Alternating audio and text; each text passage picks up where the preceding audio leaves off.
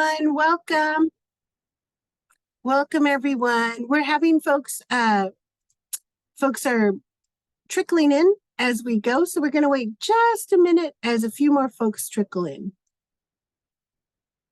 And then we will get started with today's webinar. Thank you all so much for being here today.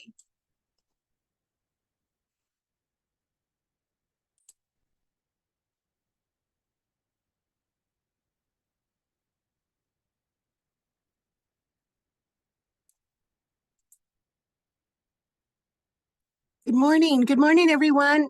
We're going to get started now. And I wanted to say thank you all so very much for joining us today.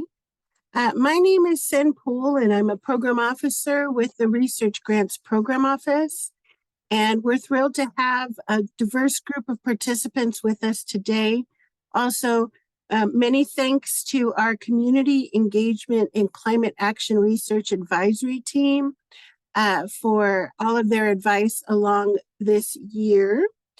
Today's discussion is going to be focusing on evaluation, which is, this is one of the first times that we're talking more deeply about evaluation in relationship with programs and research and community engagement through on to community partnership.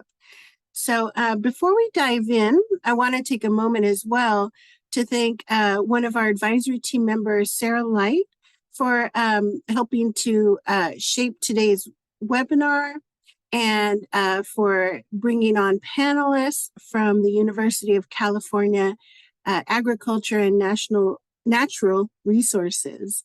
And also want to thank our panelists from the CEinCAR. So today we're joined by Sarah Light, who is an agronomy farm advisor within CEinCAR. We're joined by Yu Meng, who is a youth, family, and community advisor with the CEinCAR, and Kimberly Ingram, who is a forest stewardship education coordinator with the CEinCAR. And the CEinCAR and their strategic initiatives, it serves as a critical link between research developments at the University of California, as well as stakeholders across the state and the country and the globe.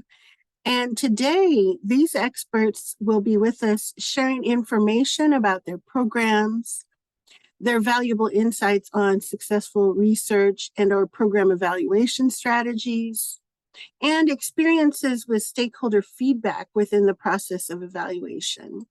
And as you hear the presentations today, it's going to be about 20 minutes of presentations really to seed discussion in our breakout rooms today. As you hear the presentations, please feel free to jot down any thoughts about evaluation that this brings up for you, and any questions that you might have when you join the breakout room discussion around evaluation strategies, as well as things that have worked for you within evaluation, or any discussion points that you want to make sure to touch on as we have our breakout rooms in the second portion of our meeting today. The goal of today's session is to provide you with practical tools and strategies for evaluating, and then also creating space for reflection and collaboration on evaluation in community engaged, community-based, and community-partnered research. So as I mentioned, after the panel discussion, we will break into small groups to discuss our own experiences and challenges in evaluation within community-engaged research. So first, I would like to invite our Sarah Light to share her insights, and then after that, we will move to Yu Meng and Kimberly Ingram. Sarah? Thank you so much, Sen. And can you guys see my slides, right? Yes. Okay, great. Thank you so much. Well, I'll just jump right in. So I'm Sarah Light, as Sen said, and I'm an agronomy advisor. I'm going to just go ahead and get started since I only have 7 minutes. At the top of my slide, you'll see a series of green boxes. This is a logic model. This is a generic logic model developed by the National Institute of Food and Agriculture for reporting. In this slide, I'm going to cover boxes 1 through 4, and then the rest of my talk will talk about this evaluation of outcomes. I do think, though, that when we think about the end, we want to think about the beginning. Ultimately, our goal is to change conditions and affect real change. And so we're using different metrics to evaluate change in knowledge and change in actions with the assumption that those will lead to the condition changes that we're seeking. So to introduce my program really quickly, the situation is that I am a farm advisor in 3 counties of the Sacramento Valley. I've highlighted those in pink for you here on this map. I cover all field crops except for rice. However, I also need to know about tomatoes because they're important to my clientele and for their management practices that they would make in a multi-year decision making. In this talk, I'm going to focus on some work I do regarding cover crop and cover crop adoption. Cover crops are planted in between cash crops or in an orchard system in between the tree rows. In annual systems that I work in, they're usually planted in the winter in between summer annual cash crops, which is why understanding how the most valuable crop in the rotation, tomatoes, functions is important if I'm trying to help growers adopt this soil conservation practice. Some of the inputs are what we might invest in terms of our program, staff time, grant funds, infrastructure, demonstration plots. This is a picture here of some demonstration plots where I planted out 10 cover crop varieties. This is a picture of a field day where we're showcasing that. And here are snapshots of 2 extension publications. These would be outputs from my program that are designed to help people get the information that they need to ultimately change knowledge and behavior. When I try to assess the outcomes and change in knowledge, I always want to consider that my condition change is ultimately to protect and conserve soil quality, which will lead to improved food security. That then will lead to increased preparedness and resilience to extreme weather events and climate change. Those 2 bullet points are very hard for me to measure as a tri-county academic, and they might take many, many, many years. What I can measure, though, are the change in knowledge of the people who come to my events. One great way to do that is by collecting surveys. These are snapshots from some more involved surveys that I have. And then the next slide shows a more simple survey that I sometimes will use in the field. But here I always like to ask a little bit about the background. Is it a producer, a professional, a government agency? That helps me frame the target of some of the information listed. One survey respondent said, I'm a mom who homeschools my kids and we're interested in learning more about agriculture. I really appreciated that they wrote that, because then if they have ideas for future events or future topics of interest, I might not weigh that as heavily as those from my clientele. If you go below that, it says in the next 12 months, I'm likely to use some aspect of this tour on a scale of 1 to 5, not likely at all to extremely likely. And it's linked from producers who are my target audience and professionals who might advise producers as a second, so I can assess change in knowledge for those 2 groups. Number 2, how many people do you estimate you will share some aspect of this project with in the next 12 months? That gives you a way to sort of quantify a little bit of the outward reach of your work and how that might affect the community bigger than the people you've contacted in that particular moment. And then the third thing I want to draw your attention to on this slide is this before and after. There's a list of questions that we're trying to evaluate for change in knowledge. And after the tour is supposed to be linked first, what our evaluations expert has told me is that you want to ask people to assess and measure how they're in that moment first, which would be the after, and then counterintuitively to have them think back to the before. So if you are trying to numerically quantify change in knowledge, that's a good way to do it. For an example of a slightly more simple survey, we're in the field, we've been there all day, it's sunny, you might want to kind of get out quickly. We sometimes get a better response rate here. So this captures a lot of the same information, except for it's a lot faster for the person to fill out. I characterize myself as, again, we can focus in on our clientele. Overall, I would rate this meeting, this is kind of for your own information. And then thinking about these topics, these are the topics that were on the agenda. How much are you going to use that information? That can be used for reporting. This percentage of attendees said they would use this within the next 12 months. I can take that to extrapolate change in knowledge. And then I intend to use the information as a kind of a similar information. How could the meeting be improved? It's always great to get that feedback. I've gotten practical suggestions such as, please have a speaker and a mic. It was hard to hear on a windy day. And those that are not as practical, like get better weather for your event. You take the information that you can and incorporate it to make the events more accessible and more pleasant. You want ultimately people to come and have an enjoyable experience so that they keep coming back. And then what topics would you like to hear about at future meetings?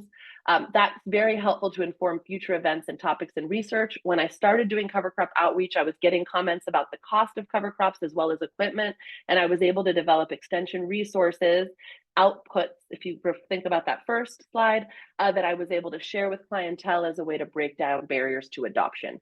So this last question is very helpful for informing the direction of your own work. In terms of thinking about changes in actions, that's a little bit harder to measure. What I did after a 5-year period of doing this work in the community was that I asked natural resource partners and industry colleagues if they had seen any measurement.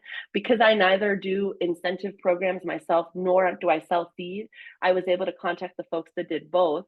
The USDA Natural Resource Conservation Service was able to help me with the reporting numbers that the incentive program applications acreage in that 3-county region where I work in that period had increased from 206 acres to almost 2,000 acres.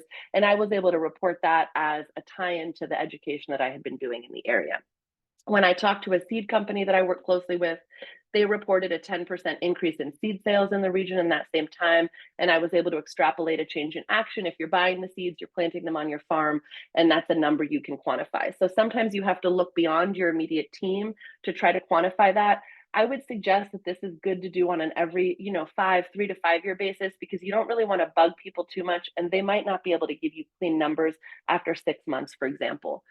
Also taking feedback and making sure you're really integrated. Here are some quotes that people had shared with me about what they had seen in the area, and that helped me assess my own change in action from my program. Some quick final thoughts before we move to the next speaker.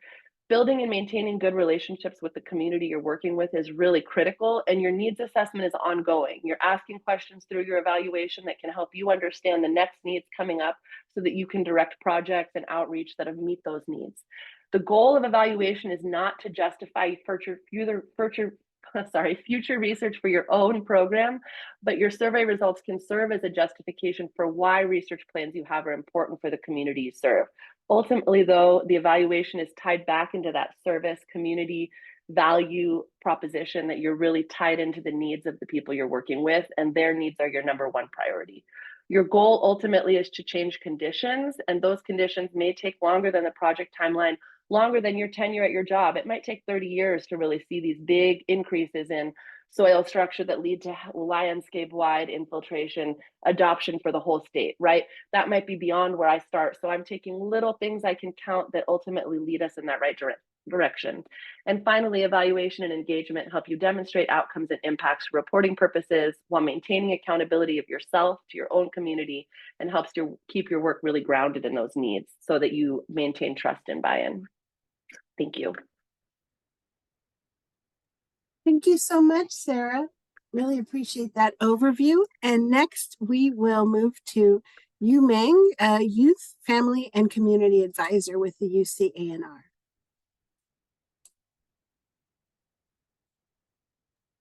Hi everyone. I'm a YFC advisor, so my clientele including all the youth, families, and communities.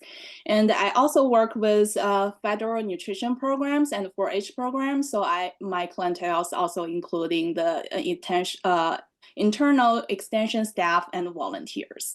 So today I'm presenting a study that in reducing household food waste as an example how I engage my clientele and how I learn from my needs assessment. So I'm a chair for the Consumer Climate Change Literacy Work Group, our work group trying to provide consumer education and research on sustainable eating, food waste reduction practice, and trying to understand the impact of climate change on food access and food security in California. Just a brief background, food waste is economically and environmentally impact our life and also individuals, because every household spend about $1,500 on the food that eventually being wasted. And then a lot of what happens at home, about half food being lost, wasted at home. And when food goes along the supply chain, you know that the environment and also economic impact is highest at the end, towards the end. So it's important for our work group to dig into why and what has been wasted and where and what's the reason and how we can prevent that. So to understand that is we want to internally understand, okay, so are we ready to deliver this program to our consumers and what do we need to be ready? So at this phase, the method that we use is an internal statewide survey that's been sent out to our staff and volunteers. And next step is that we want to understand the community needs, right? We don't want just to understand, okay, so this is the education we want to deliver, then not care about like what they want to hear about, right? So we want to learn what's the real needs and barriers that in the community our families are facing. So the next step is the method we use is focus group. We hold 2 rounds of focus group trying to understand their awareness, food practice, attitudes, motivators, and barriers in reducing their household food waste. We believe our audience actually have a solution in the process. And then next, we're gonna train our educators with evidence-based curriculum that we developed based on what we learned from the community, and then do another round of evaluation, how that training and learning process is with both the educator and the participants. So the first phase that we send out surveys, and you'll be able to see that this is the survey result, and then is mostly, you can see the map, mostly like there's respondents a lot in the Bay Area and in the Los Angeles area. It's just a limitation that like when you do online survey, there's a limitation that it maybe not reach out to some parts of the states that is rural and maybe not apply to some of your audience. Just to keep that limitation in mind when you're doing surveys. But throughout the survey, you'll be able to get an overall of like different programs, how they're doing about like their awareness of food waste, their self-assessed knowledge about reducing food waste, and what is perceived barriers in. So that those will help you to design your intervention and education materials. On the other hand, from the survey, you also need you also be able to learn their motivations, right? Because different audience gonna have different motivations. For some of our nutrition program, the top motivator is that you think about possibility of saving money. But for the volunteers in 4-H, where they work with youth, they volunteer for their children, their top motivator is that they want to set example for their children. And for master gardeners who volunteers their time in this program, their motivator is that they want to think they can make a difference in their community. So this is important for us when we really design anything for our audience. We want to learn like what is their motivations, right? And then you be able to see like from the survey, are they ready to change? Are they interested to get the changes? However, you can see from the community educator, 50% think food waste is a problem, but only 6% think they are very interested in taking actions. Then survey won't answer your question about why, because you need to dig into maybe qualitative data and collection to see like what's happening over there, like why they think this is a problem, but they are not interested into taking actions, right? And then you'll be able to see from the survey, are they currently doing anything? And if they are not currently doing, why is that a reason? And then it shows that they actually need curriculum trainings. And then next step is ask them about like what topics they want to teach and what's the best method to deliver your training. Right, so that's finished the first phase of needs assessment through a survey method. And then goes to the next round is focus group. You really want to engage your participants.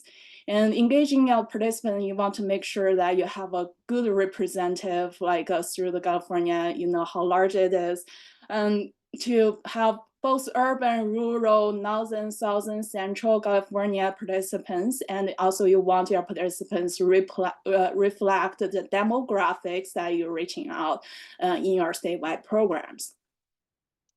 And then from the some focus group, you'll be able to see results that more in details, why and what's the barriers, and then what their motivators and what's the topic, additional topics.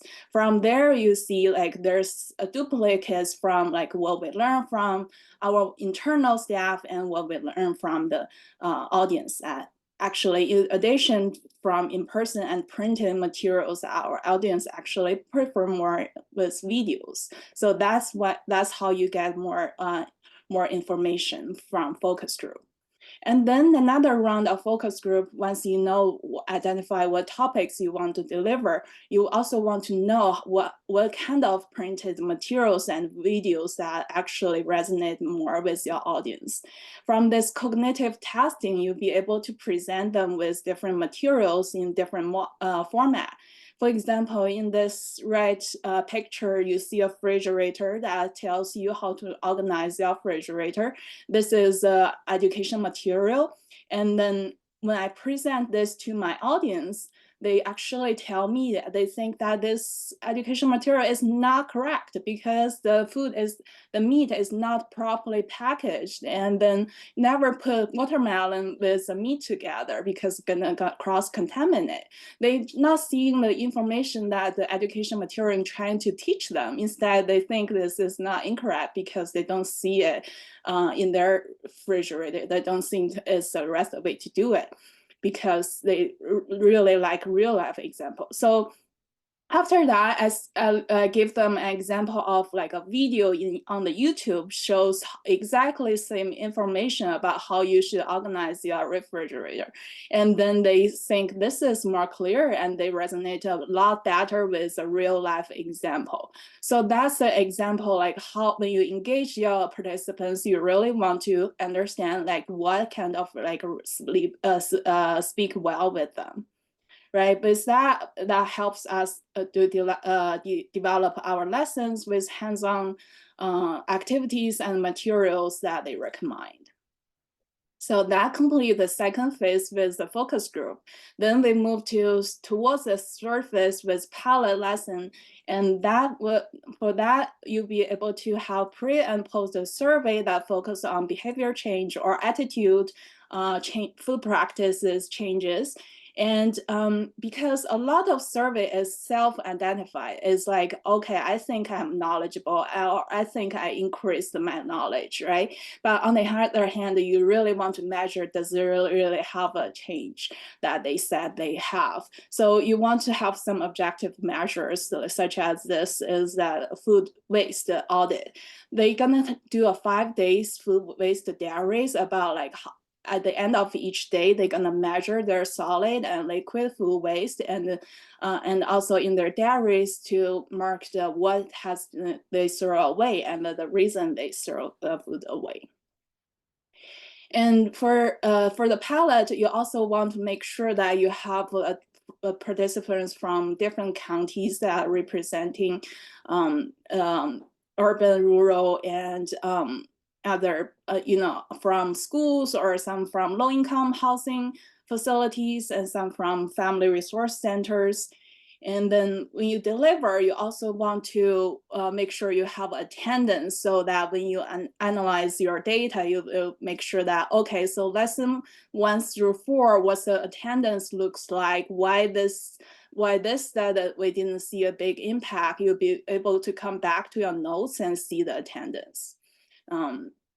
And then through the survey, you will be able to see the self-efficacy differences, food management practices, and from the audit, you will see if they actually have reduced the amount of food they throw away, and the average food cost during the past week, and if there's any impact on food security.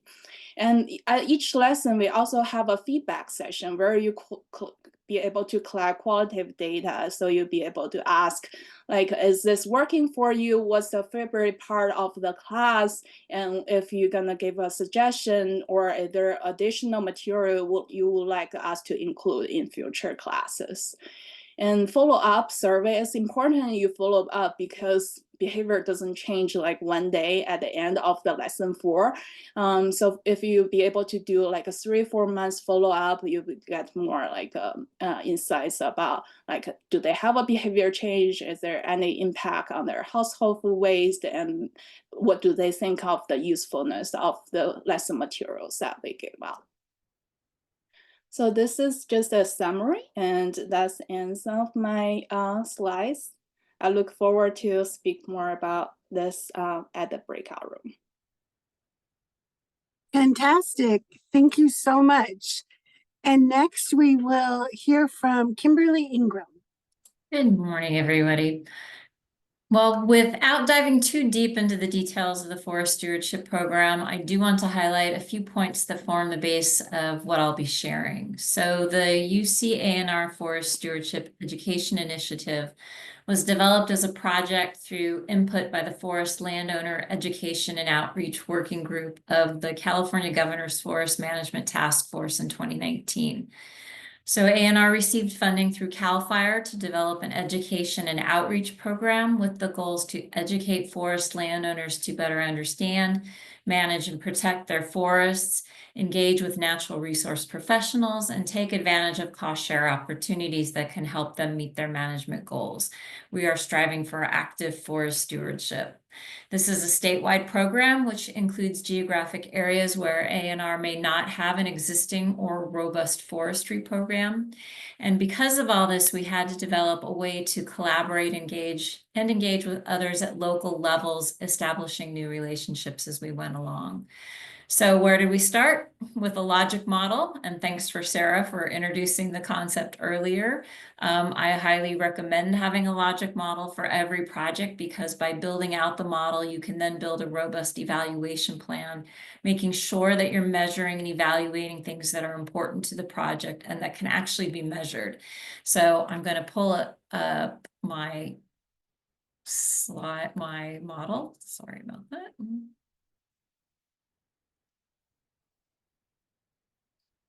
All right, so here is our example of the logic model that we use. You can see we have inputs on the left. So those are the things that you are putting into the program. Then your outputs. Based on the inputs, these are the things that we say we'll do and who we will reach. And then we have our short, medium, and long range outcomes, some of which will lead to impacts. Now, it's important to note that outcomes do not necessarily translate into impacts. They're still important, but the language is a little different. Outcomes are more immediate responses to something, while impacts are more long range and persistent. So, for example, let's say I have 25 people participate in a workshop where they're learning about the importance of having a management plan. Those are outcomes. They attended and they learned something. An impact from that would be if those participants sat down and wrote down their management goals and objectives, took those to a registered professional forester, and together they developed a management plan. There are different ways of evaluating outcomes and impacts. And so if we look at this third bullet here about increasing awareness, after our session on this, before everyone leaves, participants take a pre-post knowledge poll, like Sarah mentioned earlier. So we would ask something like, before the workshop, rate your level of knowledge on the importance of having a management plan. And we also use the rankings of none, little, some, a lot, and expert. Then after the workshop, how would you rate your level of knowledge using those same ranking options? This quick on-the-spot evaluation method captures the change in knowledge on a given topic. It has a high response rate, as most people are still in the session. So if we use that same outcome topic, but look at it from a medium range outcome, the question then becomes how many are making progress on drafting a management plan. You can measure that with a survey or interviewing, asking that specific question. I've done both. I also have files of emails from participants who have kept me in the loop on their progress, which that continued conversation is an outcome of relationship building along the way. I send a program survey to participants after they've completed the 9-week series, as well as a year out. So then I can report out that X number of participants have reported progress on developing a management plan since attending the workshop. Response rates are not as high as pre-post surveys, as there's usually a time delay between the workshop and the survey, and sometimes this can be, weeks, months, or even longer in between. However, with strong relationships built in, I find it easy to pester people into taking those surveys even farther out. Long-range outcomes hopefully get into impacts. So let's talk about this second bullet here about developing and implementing. This is short for management plans. I can get this information again through a survey or interview or direct communication with the participant. Response rates are mixed here as well, but I have found, at least in our program, that people want to talk about the things that they have accomplished. Forest management is a long process, so when their plan is completed, they like letting me know that they've done that. The majority of these short, medium, and long-range outcomes and impacts can be measured through surveys, interviews, or direct communications when given at appropriate times using specific language. Some of the items, such as increased use of educational materials right here. We pull data from our websites and record things like the number of views or downloads or citations. The main point I want to make is that by having all of this written down on your logic model, you can put thoughtful planning into how and when you will do your evaluations.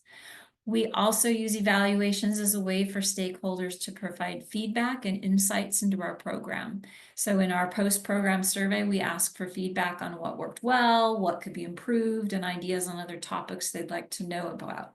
The important thing with that information is to try and follow up on it if you can.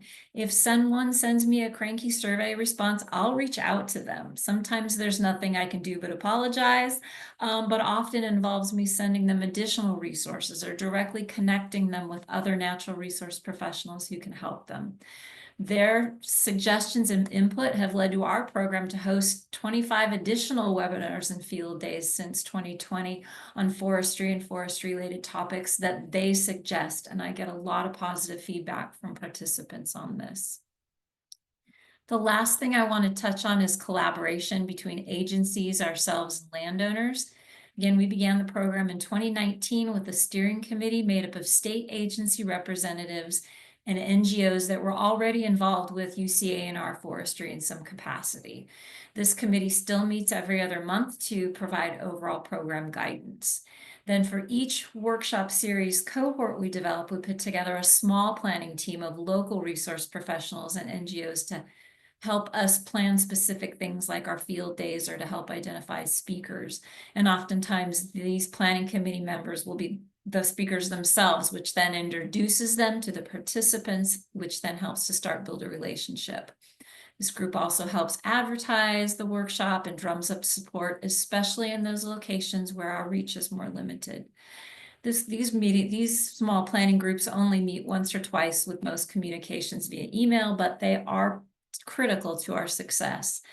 So after 5 years and 28 cohorts, I have a strong and reliable group of partners across the state that I can reach out to for anything related to forestry.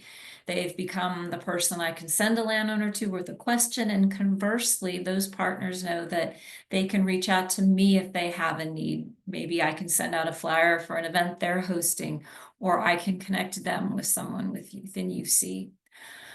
I want to keep referring back to this logic model and the outcomes of our goals. I want to just talk about expanding the collaborative relationships. So we know this works because from our post-program survey, 70% of respondents were very or definitely interested in consulting with CEinCAR in the future on forestry and natural resources issues, compared to 12% pre-workshop.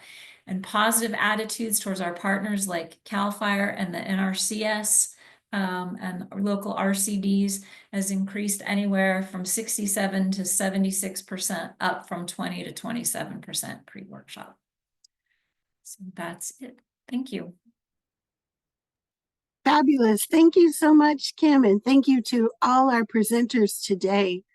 We're going to transition now into small group breakout discussions, which I'm sure we're going to have a great opportunity for you all to engage more deeply with the content you just heard and with each other. We'll have about 35 minutes to 40 minutes for the breakout discussion. And I encourage folks to be open, share your ideas, think creatively about how some of these evaluation strategies can be applied to your work or things that you are doing that could be useful to share with others in breakout. So the breakout sessions themselves, how they will work is we have a Padlet set up as a collaborative tool for note-taking. Each breakout group will have its own dedicated column where you can capture key takeaways, insights, and ideas from your discussion. So I'm going to right now post into the chat both the Padlet link and the 3 discussion prompts that you'll be hearing in your breakout room.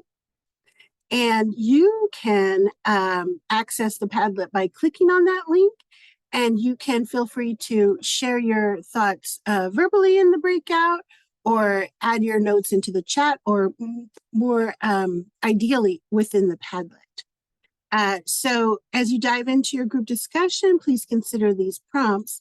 And at this point, we're going to place folks into one of 3 breakout rooms, and then we'll come back at about 12:45. So yeah, please accept the breakout room invitation, and Sen, you can get yourself into room 1. Thank you. Come back. I believe we all, just looking at the Padlet, it looks like there was a very robust conversations happening in all of the 3 rooms. I'm going to, we have 15 minutes left together, so I'm going to ask for report outs from either the facilitators of each of the breakout rooms, or if you have folks from the breakout rooms that want to report out as well. I'm going to go I'm going to go 3, 2, 1. So we'll start with breakout room 3. And if the person who is reporting out there, would you please share with us what some of the themes were of the conversations that you all had? Hi everyone. This is Nick Anthus from the Research Grants Program Office at UC. I'll just start, and I'll welcome others from the group to chime in. I thought we had actually a really productive discussion, lots of concrete ideas. And I think we captured them pretty well in the Padlet, I believe. But so just to touch on some of the major themes, we talked a lot about survey fatigue. And talked about different ways to get around that in terms of, are there opportunities instead of conducting another survey to collect feedback live in some way, like if you're having an event or a workshop or a table, either just collecting that input and feedback when people come to your booth or table, or if you're doing some kind of event, having different prompts posted along the wall, and people can just provide input by sticky note, just other ways to get around. I think some people have said because of survey fatigue, obviously you have response rate issues, but just the quality of the responses could be lacking too. So some other ideas are on, I think one thing related to that too is just to gauge like what kind of an impact you've made, or how understanding of something has improved from before and after, is to conduct some kind of quiz or assessment as part of that. But especially one I did was doing a visual assessment, which can get around language issues. The suggestion that was made, or the example was identifying points of exposure in a nail salon, like visually on it. So just have them do that visually rather than answering some kind of written question. That was something. And then we talked a lot about report out. How do you get results back to folks participating in the work, who provided data, answered surveys. And I think that so some actually similar themes, but one is if you have a standing meeting, that's a good opportunity to provide that feedback. Also just use the vehicles that you have. Your if you have a newsletter, your annual report, doing visual, again, infographics. We had a pitch for using Canva and how some of the tools have been really useful for one member in the group. You know, just like really, especially like what are the real high level important key findings or updates, and just have those regular updates, because another point was just about how important it is that people, you know, you communicate how important this information is and how you're going to use it. So the report out is important for that. Those were, I think, some of the key points I got. Is there, I'd welcome anybody from the group to speak up if there's you know, something else that was left off or that you think would be helpful for the broader group.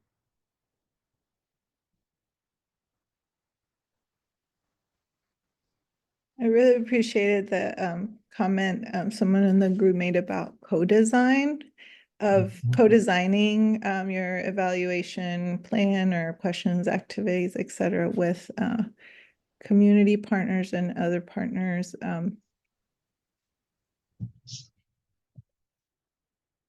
Yeah, thanks for that. Great. And how about then breakout room 2? Could we hear from you on the themes of your discussion? Yes, breakout room 2 also had a very good discussion across our 3 prompts and a few highlights. I'm trying to not reshare what breakout room 1 shared, but one thing that came out of our discussion was really focusing on the front end of making sure that faculty and other team members are trained on evaluation. And our group shared out some resources for program evaluation and developing logic models that we'll have in our Padlet as well. Also thinking about ways in which the findings of evaluation could be shared back with community partners and participants of the research itself and evaluation, so to bring further value to those participants and individuals.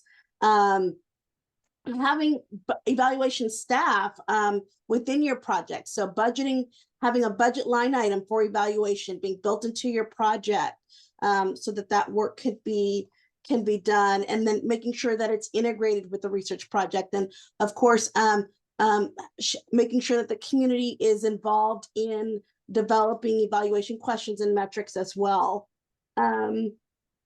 One thing that we also noted, again, on the front end is the comfort level with evaluation. So whether it's when you've got a group of research participants in the room, making sure that they're comfortable going into that evaluation process with icebreakers and other means to make sure they're comfortable with sharing out their information.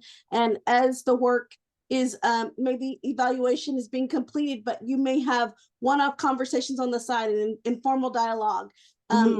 Being sure to incorporate that information as well. That's all valuable in telling your research story. And we also noted the need for like one-on-one conversations and being clear on intent and how that information is going to be used in those settings. And then keeping in mind the different motivators. So different audiences are motivated by different reasons as it came out of our panel. And so using different language and communicating in different ways, just being aware of the use of language and when communicating with various and different groups.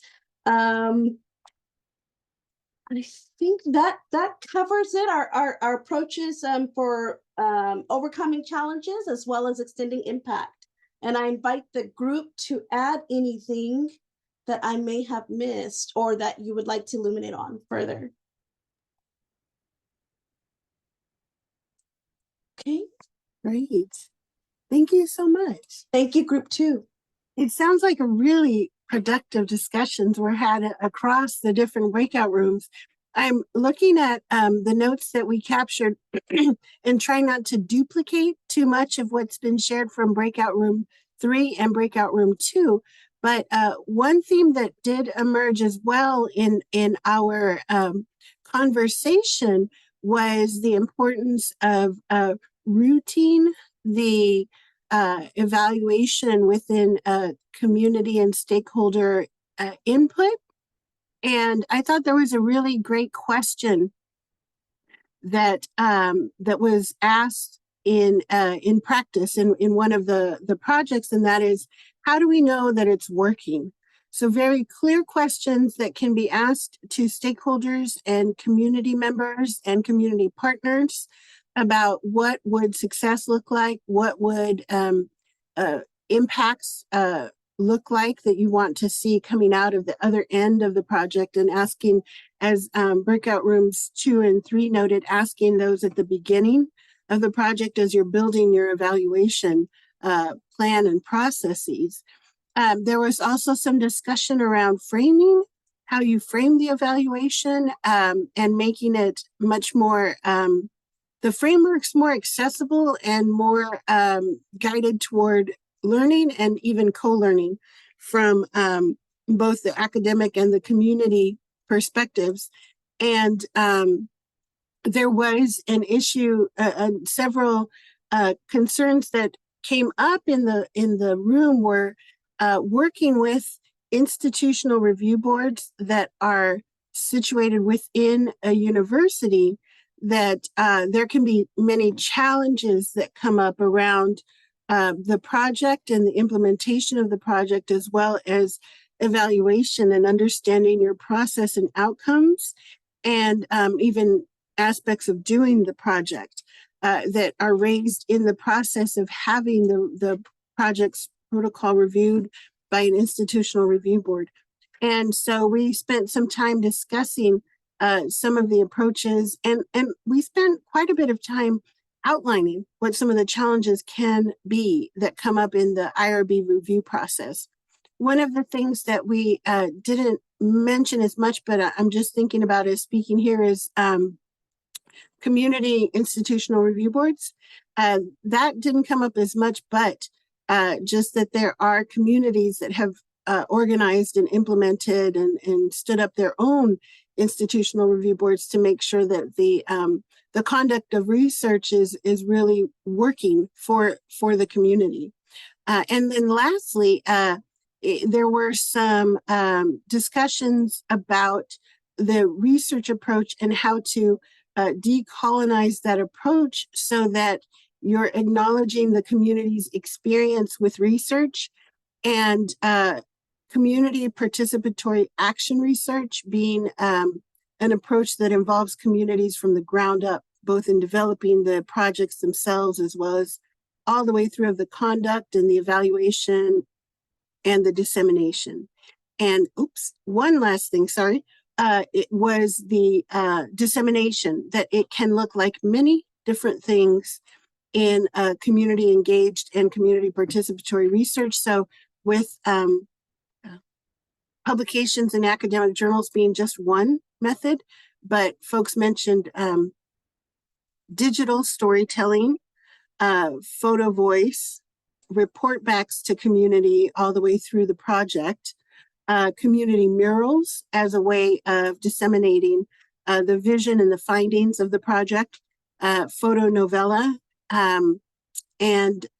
so different approaches. This reminds me of what Breakout Room 3 was talking about, of different ways of actually organizing and getting the data out. Also want to check in with the Breakout Room 1 to see if anyone would like to add any notes on the discussion.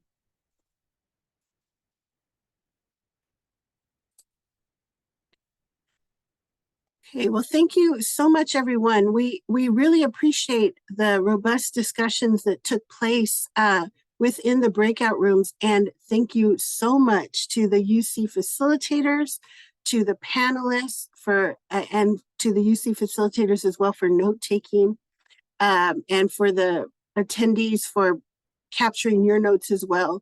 These Padlets are so valuable in that we capture a lot of themes, so that once we catch our breath, we can actually summarize these themes and get that back out to our advisory team.